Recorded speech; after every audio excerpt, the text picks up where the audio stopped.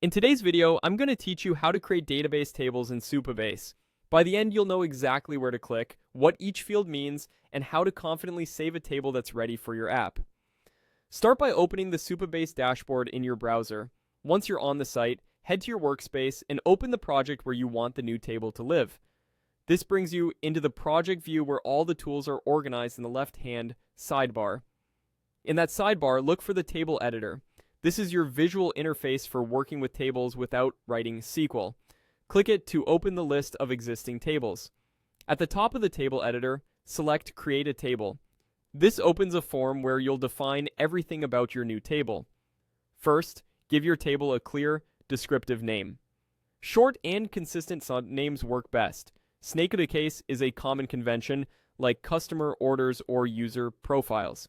You can also add a description. This is optional, but it's incredibly helpful for teammates and your future self because it explains the table's purpose right where you need it.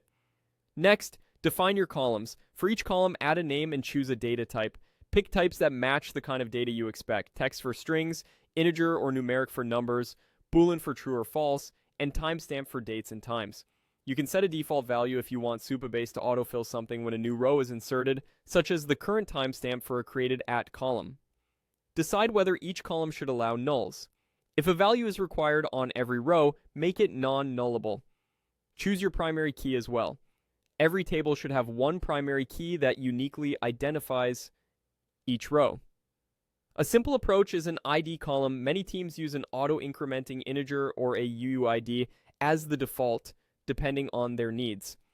If your table should reference another table, add a foreign key relation. Choose the local column that holds the reference, then select the target table and column it should point to, usually that table's primary key. Make sure the data types line up so the relationship is valid. Defining relations here keeps your data consistent and prevents orphaned records. When everything looks correct, click Save.